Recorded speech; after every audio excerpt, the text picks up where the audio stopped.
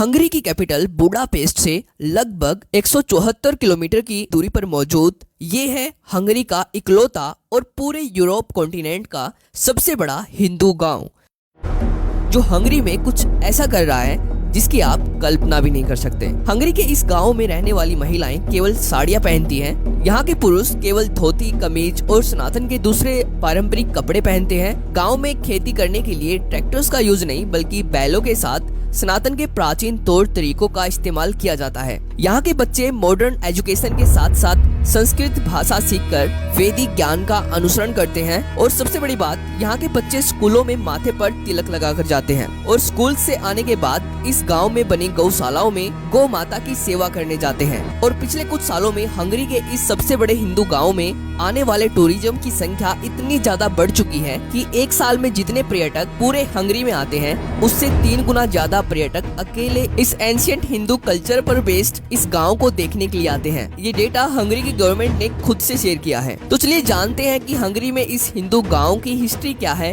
कैसे आज ये गांव हंगरी में इतना ज्यादा ट्रेंड कर रहा है, इसको किसने और क्यों बनाया, और जानेंगे कि कैसे यूरोपियन कंट्रीज में धीरे धीरे सनातन के एंशिएंट कल्चर की डिमांड बढ़ती जा रही है, जिससे इन देशों में सनातन के लिए एक बड़ी अपॉर्चुनिटी इंतजार कर रही है। तो इस वीडियो को पूरा जरूर देखना, बहुत सारी नई चीजों के बारे में आपको पता चलने वाला है। और अगर आपको ये वीडियो इम्पोर्टेंट लगती है तो वीडियो को लाइक करके इसको अपने रिलेटिव्स के साथ शेयर कर देना, जिससे इस वीडियो की रीच बढ़े और वीडियो ज्यादा से ज्यादा ऑडियंस तक पहुंचे। तो चलिए देखते हैं।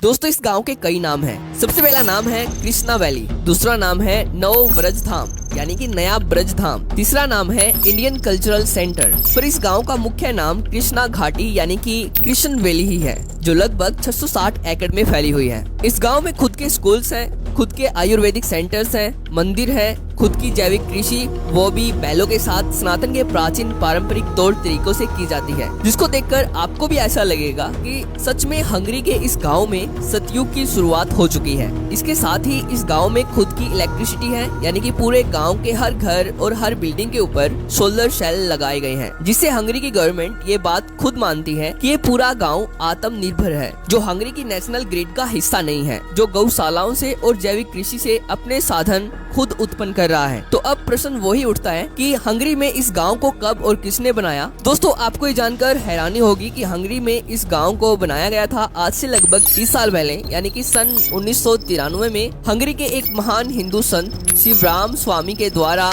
हंगरी में इस गांव की स्थापना की गई थी। और शिवराम स्वामी के निस्वार्थ भावना से किए गए सनातन के प्रति महान कामों को बताना शायद ही मेरे लिए इस वीडियो में पॉसिबल हो, क्योंकि अगर मैं इस महान संत के द्वारा किए गए सभी कामों को इस वीडियो में बताने लग जाऊं तो ये वीडियो 1 घंटे से ऊपर चली जाएगी। दोस्तों, शिवराम स्वामी का जन्म सन 1949 में हंगरी की कैपिटल बुडापेस्ट में हुआ था और तब ये सनातन धर्म से दूर दूर तक कोई संबंध नहीं रखते थे। पर जब ये सन 1980 में लंदन आए तब इन्होंने भगवत गीता से प्रेरित होकर इस्कॉन को ज्वाइन किया और इस्कॉन के माध्यम से सनातन धर्म अपनाया और अपना सब कुछ छोड़ सनातन में एक साधु का जीवन अपना लिया और अपना सिंपल लिविंग और हाई थिंकिंग का मोटो बनाया, जो सनातन के वेदों से इंस्पायर्ड है। और इनको भगवत गीता इतनी ज्यादा पसंद आई कि हंगेरियन लैंग्वेज में भगवत गीता को ट्रांसलेट करने का पूरा क्रेडिट भी इन्हीं को दिया जाता है, जिसको पढ़कर बहुत सारे हंगरी के लोग सनातन धर्म अपना पाए हैं और इस हिंदू वैदिक गाँव में रहने के लिए प्रेरित हुए हैं। जिसके कारण साल 2009 में शिवराम स्वामी के कामों से खुश होकर हंगरी के उच्च शिक्षा और विज्ञान के तत्कालीन राज्य सचिव कैरोली मनहर्ज के द्वारा इनको हंगरी गणराज्य के गोल्ड क्रॉस ऑफ मेरिट से सम्मानित किया गया, जो हंगरी में दूसरा सबसे बड़ा पुरस्कार है। यह पुरस्कार शिवराम स्वामी के उत्कृष्ट और मूल्यवान धर्मार्थ और मानवीय कार्यों के लिए इनको दिया गया था। पर दोस्तों, केवल इतना ही नहीं, जैसे कि मैंने आपको वीडियो के स्टार्टिंग में बताया कि एक साल में जितना टूरिज्म अकेले पूरे हंगरी में आता है उससे 3 गुना ज्यादा टूरिज्म एक साल में अकेले हंगरी के इस हिंदू गांव को देखने के लिए आता है। यानी कि एक साल में केवल 10,000 पर्यटक पूरे हंगरी में आते हैं, जो इनका ऑफिशियल डेटा है। और दूसरी तरफ एक साल में 30,000 से ज्यादा पर्यटक केवल हंगरी के इस हिंदू गांव को देखने के लिए आते हैं, जैसे कि आप इस वीडियो में देख सकते हो।